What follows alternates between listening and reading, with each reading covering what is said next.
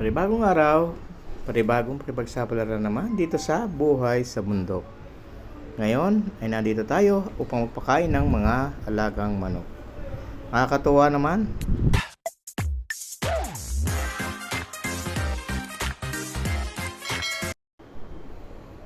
Kaya pag laging nandito sa ating mga alaga, ayan, nag-harvest man tayo ng ating tilapia dito sa tabi ng bahay. Meron na rin ilang malalaki na pwede nating i-harvest at pipiliin natin para na sa ganon ay magawa nating breeder para hindi tayo maubusan ng ating mga tilapia na pinagkukunan. Dahil itong tilapia na ito ay galing Nueva Ecija at saka ito, meron na rin tayo dito na isda na bigay ng aking pinsan na nanisid kagabi. Kaya dito namin lulutuin, sasabawan, piprito, papaksiw. Andyan yung masarap na luto natin para sa ganon makain natin sa pananghalian. Dahil dito sa bundok, maging masipag ka lang, talaga namang hindi ka na dito magugutom. Kaya kailangan natin ang iba yung tiyaga at pagsisikap nang sa ganon may matamo tayo na biyaya sa ating buhay. Kaya ito na ang ating ibang pang mga halaman na nandito sa paligid ng ating tahanan na patuloy na nagpapaganda at siyempre nagbibigay ng kasiyahan sa atin pag lagi nating nakikita. Napakagandang bulaklak na hindi mo akalain itong halamang ito ay bubuga ng ganito katingkad ng kulay na kulay violet na ito ay basta itinanim lang dito na hindi ko naman alam ang tunay na pangalan. Ay napakaganda kaya iniingatan ko rin ito at pinapalago dahil kailangan nating maging maganda ang ating paligid ng ating tahanan. Dahil isa ito sa maganda na tanawin lalo pag kagigising mo pa lang. Dito pa rin ang ating mga bugambilya, ang ating mga kamote, andyan. May mga laman na rin yan, may mga guyabano na may bunga at iba pa ay may mga bagong tanim. Dahil ito ay hindi ko masyadong pinaparamihan ng tanim at may plano ako dito na gawan ito ng isang maliit na bahay, tindahan. Ito na yung malapit na rin na mapitas na guyabano. Dahil yan ay pinapahinog-hinog ko lang at napakatabis yan at yung buto ay aking tatanim. Ito naman yung aking mga honeybee na inaalagaan ko rito at katulong ko dito, katuwang ko dito sa pagsasaka. Dahil kapag walang pollinator tayo, mahina yung ating ani.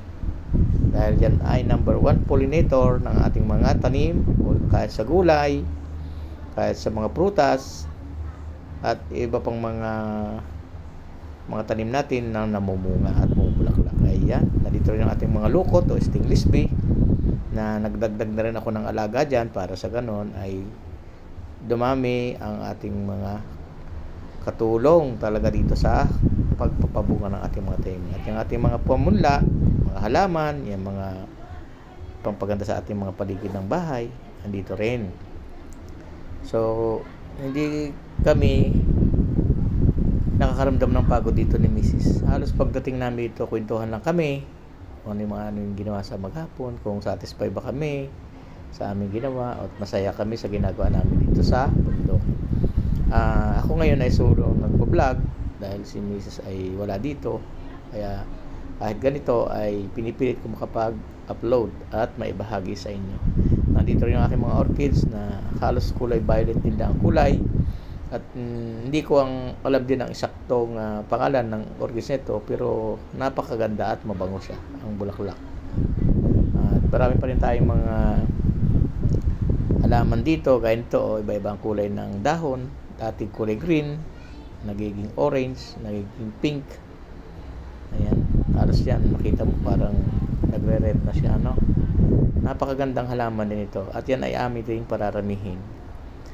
At ito rin, meron din tayo nung tinatawag na galyang, yung gabi na kulay violet. At ito rin, parang karatsutsi. So hindi ko rin yung alam na eksaktong pangalan dyan.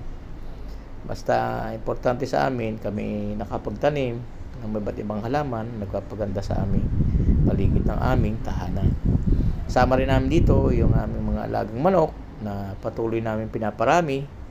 Nang sa ganon, hindi lang siya makuha namin na pang araw-araw namin na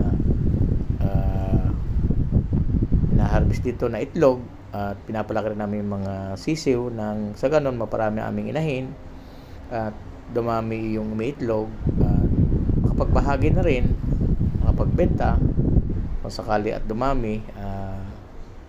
Kailangan lang dito ay talagang sipag at hindi pwedeng pabayaan dahil ito ay pag nagkasipon maaaring mabansot at hindi mabuhay. Hindi tayo makapagparami kung ating laging mapapabayaan. Kaya sinisikap namin, ultimo sa mga pugaran, kahit mga simple lang, mga recycled materials lang ginagamit namin. Pinipilit namin maging maayos, hindi mabasa.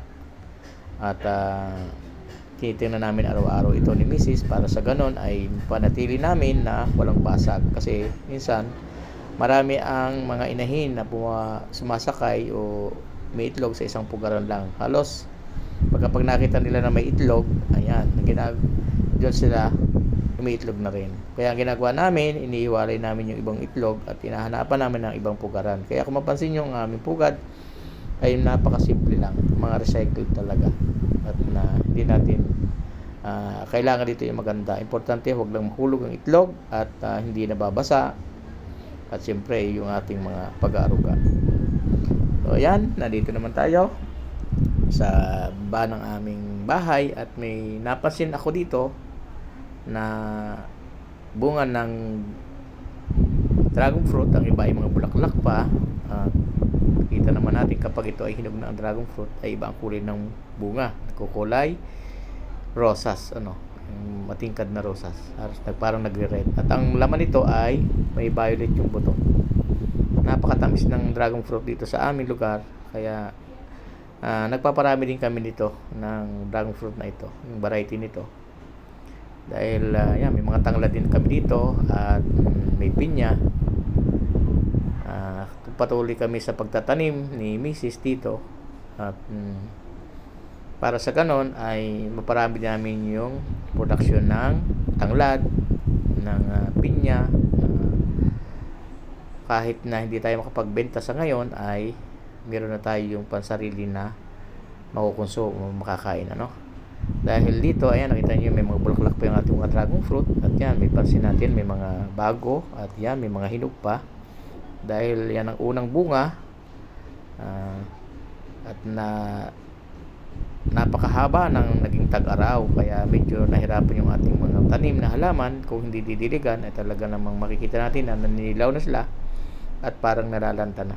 Kaya ito, ayan, nakakatuwa naman dahil panahon ng ating i-harvest na ito kahit ilang piraso at ng ating matikman yung ating tinanim. At ito ay napakasustansya. Pwede yung gawing ice candy, juice, ayan. Napakaganda niyan sa ating katawan at nagbibigay ng magandang vitamina para sa ating kalusugan. At sinisikap din natin na paramihin ang ating iba't ibang tanim na dito sa bundok. Andiyan na yung ating mga bakanting lupa. Dapat ay mapuno natin.